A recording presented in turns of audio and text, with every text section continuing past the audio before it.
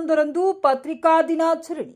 ಬಳ್ಳಾರಿ ಜಿಲ್ಲೆ ಕಂಪ್ಲಿ ತಾಲೂಕಿನ ಪ್ರವಾಸಿ ಮಂದಿರದಲ್ಲಿ ಬುಧವಾರ ಮಧ್ಯಾಹ್ನ 12:45ಕ್ಕೆ ಕರ್ನಾಟಕ ಕಾರ್ಯನಿರತ ಪತ್ರಕರ್ತರ ಧ್ವನಿ ಸಂಘದ ರಾಜ್ಯಾಧ್ಯಕ್ಷರಾದ ಬಂಗ್ಲೆ ಮಲ್ಲಿಕಾರ್ಜುನ್ ಅವರ ಅಧ್ಯಕ್ಷತೆಯಲ್ಲಿ ಕಂಪ್ಲಿ ಪ್ರವಾಸಿ ಮಂದಿರದಲ್ಲಿ ಪೂರ್ವಭಾವಿ ಸಭೆಯನ್ನ ಏರ್ಪಡಿಸಲಾಯಿತು. ಈ ಪೂರ್ವಭಾವಿ ಸಭೆಯಲ್ಲಿ ಆಗಸ್ಟ್ 11ರಂದು ಪತ್ರಿಕಾ ದಿನಾಚರಣೆಯನ್ನ ಏರ್ಪಡಿಸಲಾಗುತ್ತೆ ಎಂದು ರಾಜ್ಯಾಧ್ಯಕ್ಷರಾದ ಬಂಗ್ಲೆ ಮಲ್ಲಿಕಾರ್ಜುನ್ ಅವರು ಮಾಹಿತಿ ತಿಳಿಸಿದರು. ಈ ಸಂದರ್ಭದಲ್ಲಿ ಕಂಪ್ಲಿ ಕರ್ನಾಟಕ ಕಾರ್ಯನಿರತ ಪತ್ರಕರ್ತರ ಧ್ವನಿ ಸಂಘದ ತಾಲೂಕು ಅಧ್ಯಕ್ಷರಾದ ಇಂದ್ರಜಿತ್ ಸಿಂಗ್, ಉಪಾಧ್ಯಕ್ಷರು ಚನ್ನಕೇಶ್ವರ ರಘುವೀರ್, ಗೌರವಾಧ್ಯಕ್ಷ ರವಿ ಮಣ್ಣೂರ್, ಬಳ್ಳಾರಿ ಜಿಲ್ಲೆ ಉಪಾಧ್ಯಕ್ಷ ಚಂದ್ರಶೇಖರ್ ಬೋವೇರ್, ಪದಾಧಿಕಾರಿಗಳಾದ ದುರ್ಗೇಶ್, ಸಂಘದ ಎಲ್ಲಾ ಪದಾಧಿಕಾರಿಗಳು ಹಾಜರಿದ್ದರು. ಬಹಳಷ್ಟು ಒಂದು ಸಂತೋಷದಾಯಕಂತ ದಿನ.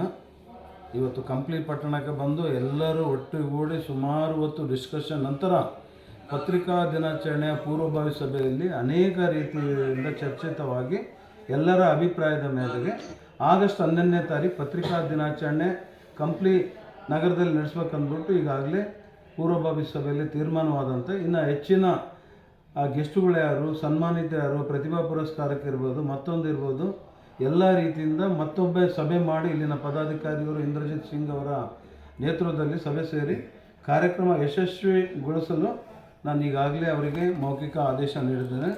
ಒಂದು ಕಾರ್ಯನಿರತ ಪತ್ರಕರ್ತರ ಸಂಘದ ಗಟ್ಟಿನಿಟ್ಟಿನ ಧ್ವನಿಯಲ್ಲಿ ಒಂದು ಪತ್ರಕರ್ತರು ಏನು ಮೂಲೋದ್ದೇಶ ಇದೆ, ಅವರ ಸೌಕರ್ಯ ಇದೆ, ಇದಕ್ಕೆ ಹೆಚ್ಚಿನ ರೀತಿ ತಾವು ಶ್ರಮ ವಹಿಸಬೇಕು.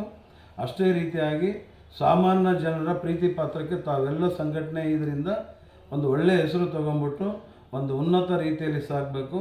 ಇಡೀ ರಾಜ್ಯದ ಪತ್ರಕರ್ತರ ಪರವಾಗಿ ಮುಂದಿನ ತಿಂಗಳಿಂದ ದೊಡ್ಡ ಮಟ್ಟದಾಗಿ ಕರ್ನಾಟಕದ ಸರ್ಕಾರದ ವಿರುದ್ಧ ಕಾನೂನು ಹೋರಾಟ ಪ್ರಾರಂಭವಾಗ್ತದಂತ ಈ ಸಂದರ್ಭದಲ್ಲಿ ಹೇಳೋದ್ರ ಜೊತೆಗೆ ಇಡೀ ನಾಡಿನ ಪತ್ರಕರ್ತರು ಕೇವಲ 3 ವರ್ಷದಲ್ಲಿ ತಮ್ಮ ತನು ಮನ ಹಾಗೂ ಧನದಿಂದ ಈ ಸಂಘಟನೆಯನ್ನು 94 ವರ್ಷದ ಇತಿಹಾಸ ಏನಿದೆ ಅವರ ಒಂದು ಸ್ಥಾನದ ಸರಿಸಮಾನಕ್ಕೆ ತಂದು ಗಟ್ಟಿ ಒಂದು ಧ್ವನಿಯಲ್ಲಿ ಇವತ್ತು ನೊಂದಂತರ ಪತ್ರಕರ್ತರ ಧ್ವನಿಯಾಗಿ ಇವತ್ತು ಸರ್ಕಾರದ ಕಣ್ಣು ತೆರೆಸುವಲ್ಲಿ ಪ್ರಮುಖ ಪಾತ್ರ ಇವತ್ತು ಕಾನಿಪ ಧ್ವನಿ ವಹಿಸಿದೆ ಅಂತ ಹೇಳೋಕ್ಕೆ ನಾನು ಇಷ್ಟಪಡ್ತಾ ಇದ್ದೀನಿ.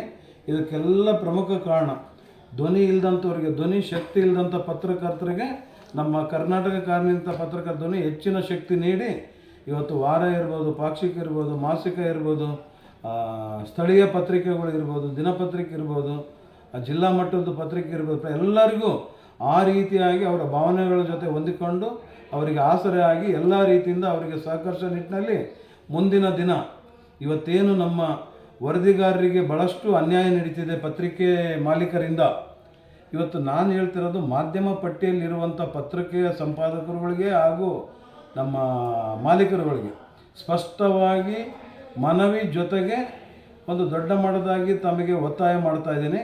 ದಯಮಾಡಿ ಪತ್ರಕರ್ತರು ವರದಿಗಾರ ಜೊತೆ ಆಟ ಆಡ್ದೇ ಇವತ್ತು ಮಾಧ್ಯಮ ಪಟ್ಟಿಗೆ ಸೇರ್ಪಡೆಗೊಳಿಸುವಂಥ ಸಂದರ್ಭದಲ್ಲಿ ತಾವೇನು ಮಾತು ಕೊಟ್ಬಿಟ್ಟು ಇವತ್ತೇನು ನಮ್ಮಲ್ಲಿ ಇಷ್ಟು ಜನ ವರದಿಗಾರಿದ್ದಾರೆ, ಸ್ಟಾಫ್ ಇದ್ದಾರೆ ಅಂತ ಏನು ನೀವು ಸರ್ಕಾರಕ್ಕೆ ವರದಿ ಕೊಟ್ಟಿದ್ದೀರೋ, ಒಂದು ಅಫಿಡೇವಿಟ್ ಮೂಲಕ ಸಲ್ಲಿಸಿದ್ರು, ಆ ಪತ್ರಕರ್ತರಿಗೆಲ್ಲ ಯಾವುದೇ ರೀತಿಯಿಂದ ಮೋಸ ಅನ್ಯಾಯ ಮಾಡ್ದೇ ಅವರಿಗೆ ಇನ್ಶೂರೆನ್ಸ್ ಕಂಪಲ್ಸರಿ ಕೊಡೋಂಥ ಒಂದು ವ್ಯವಸ್ಥೆ ಆಗಬೇಕು. ಅವರಿಗೆ ತಮ್ಮ ಕೈಲಾದ ಮಟ್ಟಿಗಾದರೂ ಅವ್ರ ಜೀವನ ನಡೆಸೋಕ್ಕೆ ಸಂಬಳ ಏನೈತೆ ದುಡಿಸ್ಕೊಳ್ಳೋದು ನಿಜ ಇದೆ, ಅವರಿಗೆ ಕೊಡೋಂಥ ನಿಟ್ಟಿನಲ್ಲಿ ಆಗಬೇಕು. ಇವತ್ತು ದೊಡ್ಡ ದೊಡ್ಡ ರಾಜ್ಯದ ಪತ್ರಿಕೆಗಳು ಅವರು ಪೂರ್ಣ ಪ್ರಮಾಣದಲ್ಲಿ ಸೇವೆ ಸಲ್ಲಿಸಿದ್ದು ನೀವು ತೊಗೊತಾ ಇದ್ರು ಅರೆಕಾಲಿಕ ವರದಿಗಾರ ಅಂತ ನೆಪ ಒಡ್ಡಿ ಅವರಿಗೆ ಸಂಬಳನೂ ಇಲ್ಲ, ಬರೀ ನಿಮ್ಮ ಪತ್ರಿಕೆಗಳು ಕೊಡೋದ್ರ ಜೊತೆಗೆ ಅವ್ರು ತಿಂಗಳಿಗೆ ಅವ್ರು ಎಲ್ಲಿ ತರ್ತಾರೋ ಏನು ತರ್ತಾರೋ ಗೊತ್ತಿಲ್ಲ, ತಿಂಗಳಾದ ತಕ್ಷಣ ಆ ಸರ್ಕ್ಯುಲೇಷನ್ ದುಡ್ಡು ಕಟ್ಸ್ಕೊಳ್ಳೋಂಥ ಸ್ಥಿತಿ ಬದಲಾಗಬೇಕು. ಅವರಿಗೆ ಒತ್ತಡ ಕಡಿಮೆ ಮಾಡಿಬಿಟ್ಟು ಅವರಿಗೂ ಭಾವನೆ, ಅವರಿಗೂ ಒಂದು ಸಂಸಾರ ಇದೆ ಅಂತ ಈ ನಿಟ್ಟಿನಲ್ಲಿ ತಿಳ್ಕೊಂಡು ಇನ್ನು ಮುಂದೆ ಸಾಗಬೇಕು. ಯಾಕಂದರೆ ಇಲ್ಲಿವರೆಗೆ ಕೇಳ ಒಂದು ಸಂಘಟನೆದವರು ಆ ಮಟ್ಟದಾಗಿ ತಾಕತ್ತಿದ್ದಿಲ್ಲ. ಇವತ್ತು ನಮ್ಮ ಕಾನಿಪ ಧ್ವನಿ ಬಂದಿದೆ, ಎಲ್ಲವನ್ನು ಕಾನೂನು ದೃಷ್ಟಿಯಲ್ಲಿ ನಿಂತ್ಕೊಂಡು ಆ ನಿಟ್ಟಿನಲ್ಲಿ ಇವತ್ತು PM ಆಗಲಿ CM ಆಗಲಿ ಕಾನೂನಿನ ದೊಡ್ಡವರಲ್ಲ ಅಂತ ಹೇಳ್ತಾ, ಅದ್ರ ಜೊತೆಗೆ ನೀವು ಮಾಲೀಕರುಗಳೂ ದೊಡ್ಡವರಲ್ಲ ಅಂತ ಈ ಸಂದರ್ಭದಲ್ಲಿ ಮಾಧ್ಯಮ ಪಟ್ಟಿಯಲ್ಲಿರೋಂಥ ಪತ್ರಕರ್ತರಿಗೆ, ಸಂಪಾದಕರಿಗೆ ಹೇಳ್ತಾ, ಇಡೀ ನಮ್ಮ ರಾಜ್ಯದ ವರದಿಗಾರರು ಇವತ್ತು ಸ್ಥಿತಿ ರೋಡಲ್ಲಿದೆ, ಅವ್ರ ಶೋಚನೀಯ ಸ್ಥಿತಿ ಇದೆ. ಈ ಸ್ಥಿತಿ ಬದಲಾಗೋದೇ ಇವತ್ತು ನಮ್ಮ ಕಾನಿಪ ಧ್ವನಿಯ ಉದ್ದೇಶ ಅಂತ ಈ ಸ್ಪಷ್ಟವಾಗಿ ಹೇಳ್ತಾ, ಇವತ್ತು ಮುಂದಿನ ದಿನ ಏನು ನಮ್ಮ ಕಾರ್ಯನಿರತ ಪತ್ರಕರ್ತರ ಧ್ವನಿಯಿಂದ ಅರ್ಥಪೂರ್ಣ ಪತ್ರಿಕಾ ದಿನಾಚರಣೆ ಆಗುತ್ತೆ.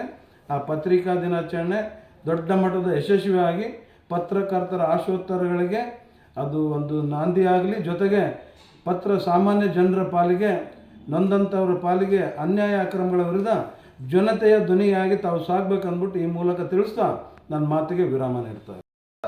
ಧ್ವನಿ